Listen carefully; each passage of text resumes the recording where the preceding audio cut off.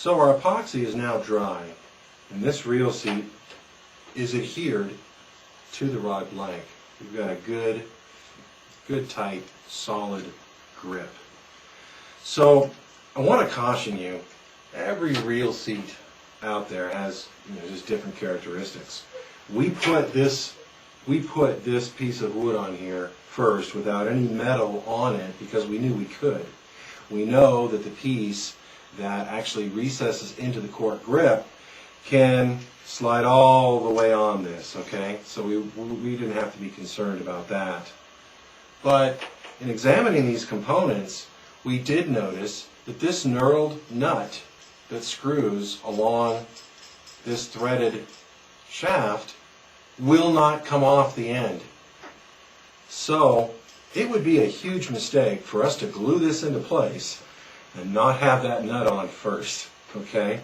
So make sure you're familiar with the way everything goes together and double check everything so that when you glue and make things permanent, you don't end up putting yourself in a bad spot.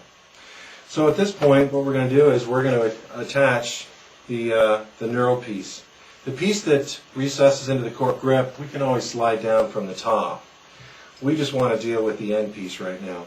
So what I'm going to do is I'm going to go ahead and make sure that, that I've got this correct. It will not screw any further down than there, which is just fine.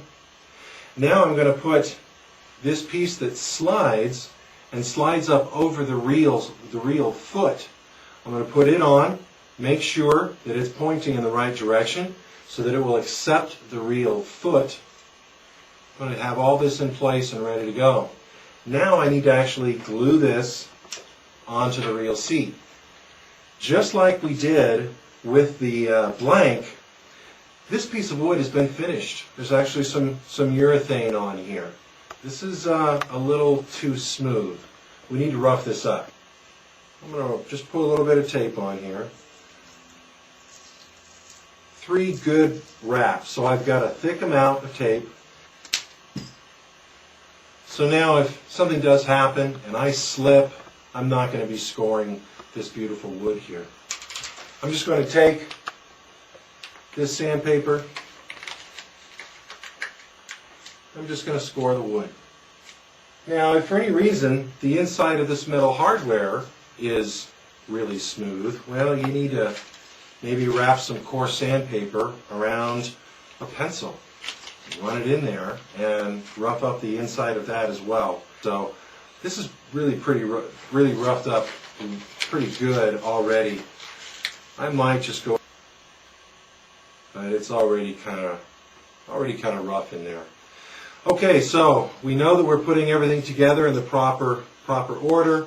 This little sliding foot has the opening facing up, okay, and as you slide it up and down, it's going to push that reel seat up against the mate to this that will actually be recessed into the cork grip. So just double checking everything, fit and finish is all pretty good.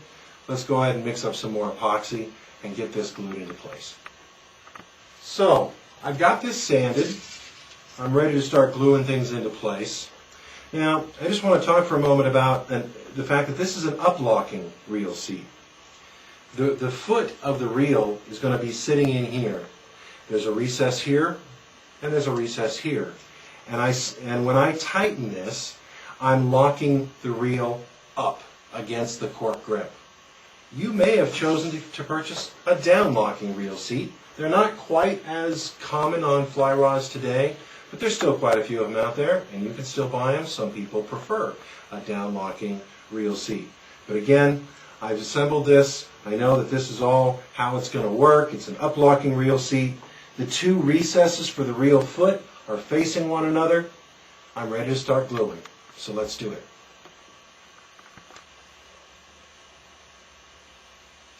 While I'm mixing up this epoxy here, I've got just a piece of aluminum foil on a paper plate so that the epoxy doesn't soak into the paper plate.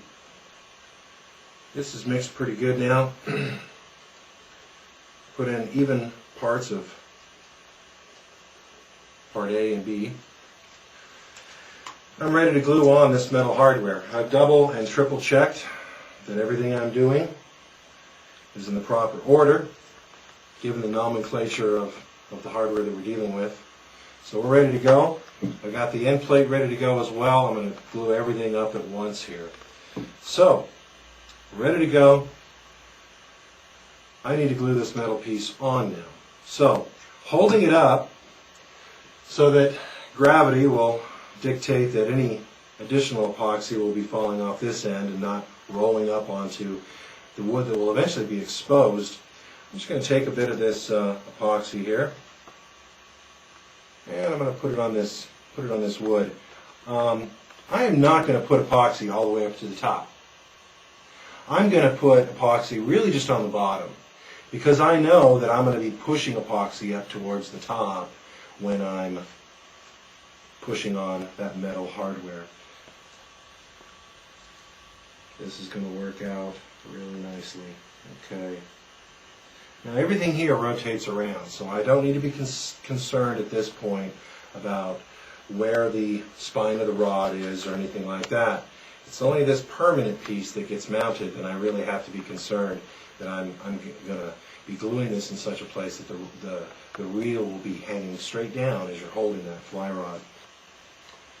Okay, so I've put just a really small amount of denatured alcohol on a shop towel, and I'm just making sure that there's no excess here. It looks really, really good. Now what I'm going to do is, again, making sure that I leave this up so that anything will slide down to the bottom there as far as extra epoxy goes. I'm going to take a look at this little butt cap here. I'm going to go ahead and glue this into place because there's no reason why I shouldn't. I've got plenty of epoxy here. However, this metal's kind of smooth, so you never want to try to glue two smooth things together. So I'm just going to rough this up a little bit. And I'll just take this epoxy and I'll very carefully just run some around the inside here. I don't want to get too much on here. And whatever you do, you don't want this ring to be anywhere near you when you're working. You do not want to glue this ring into place. So I'm just going to run a little bit of epoxy in here. You just have to play this, use your own judgment as far as how much epoxy is actually needed. And now I'm just going to put this piece here into place. Careful. Don't touch the rod blank with epoxy in your hands. There's a nice tight fit. You know, a lot of these plugs that you get on a reel seat are actually pretty darn loose. And when they're loose like that, as the epoxy dries, it begins to expand. And if that cap is loose and that epoxy in there starts to expand, sometimes it'll push that cap right off of there. You come back an hour later and your cap is halfway off and glued there. So you don't want that to happen. So this is actually a pretty good fit, but I'm just going to let the gravity of this entire assembly hold that into place while it dries. So I'm just going to set it up and let it dry. Again, making sure that there's no extra epoxy down there. If there is, take a shop rag with a little bit of denatured alcohol, dress that up, clean off the metal, make sure that there's no epoxy on it. So at this point, we've got our reel seat in place. The other component of the reel seat is actually this metal ring. And I'm actually not going to glue this into place until I've got the handle ready to go. And I'll literally put a reel on the rod and make sure that that reel is going to be aligned with the belly of the rod, because that's ultimately where it will permanently rest. So, our reel seat's into place. We're going to give this 5 minutes to dry. It'll have a permanent seal at that point. So I'm just going to move this out of the way, and we're going to get ready with the cork handle.